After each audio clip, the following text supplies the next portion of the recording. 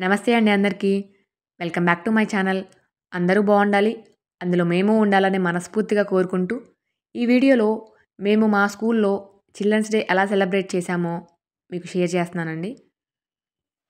November 14న Jawaharlal Nehru గారి birthday రోజు. ఆయనకి ఎంతో ఇష్టమైన పిల్లలు కాబట్టి ఆయన పుట్టినరోజుని బాలల దినోత్సవంగా మనం అందరం జరుపుకుంటాం. ఫస్ట్ అందుకే ఆయన ఫోటో దగ్గర ఫ్లవర్స్తో డెకరేషన్ చేస్తున్నాము. ఆ తర్వాత పిల్లలకి బెలూన్స్ అంటే చాలా ఇష్టం కదా, వాళ్ళ కోసం అని చెప్పేసి బెలూన్స్తో డెకరేషన్ చేస్తున్నాము. భారతదేశాన్ని దినదిన ప్రవర్ధమానంగా అభివృద్ధి పదంలో నడిపించిన సమర్థత జవహర్లాల్ నెహ్రూకి సొంతం. స్వాతంత్ర్యం కోసం బ్రిటిష్ వారితో పోరాటం చేసేటప్పుడు మహాత్మా గాంధీకి ఈయన ప్రథమ శిష్యుడిగా ఉండేవారు. సమ్మిట్ టెస్ట్మెంట్లో మంచి మార్క్స్ వచ్చిన వాళ్ళకి, ఎక్కువ మార్క్స్ వచ్చిన వాళ్ళకి ప్రిన్సిపల్ సార్ అలాగే వాళ్ళ క్లాస్ టీచర్తో సర్టిఫికేట్ డిస్ట్రిబ్యూషన్ అనేది జరుగుతోందండి క్లాస్ వైజ్గా.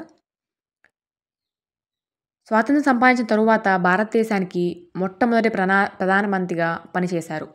అందుకే నెహ్రూని జాతి అంతా గుర్తించి గౌరవిస్తోంది. అయితే ప్రత్యేకంగా ఈయన పుట్టినరోజు నాడే బాలల దినోత్సవం జరుపుకోవడానికి ఒక కారణం ఉంది. అదేంటంటే నెహ్రూకి పిల్లలంటే చాలా ఇష్టం. అయితే ఆయన జీవితం అంతా జైల్లో గడిపినందువల్ల ఆయనకున్న ఏకైక కూతురు ఇందిరా ప్రియదర్శినితో ఎక్కువ కాలం గడపలేకపోయారు.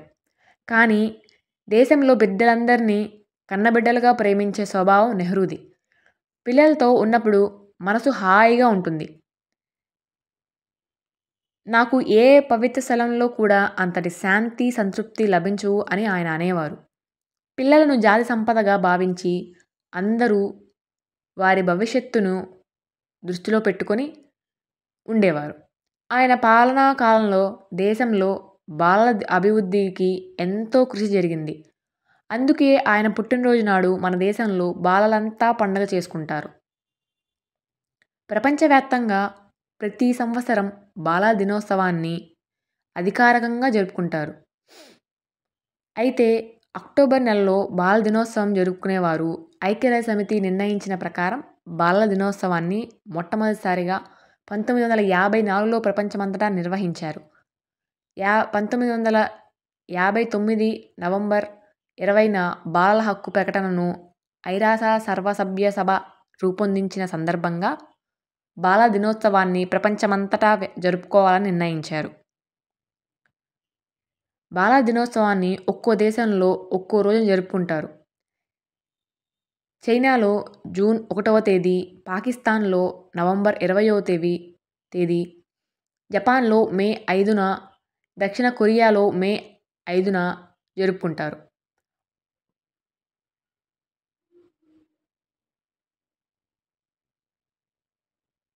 ఈ వీడియో నచ్చితే లైక్ చేయండి, మీ ఫ్రెండ్స్తో షేర్ చేయండి, ఎలా ఉందో కామెంట్ చేయండి.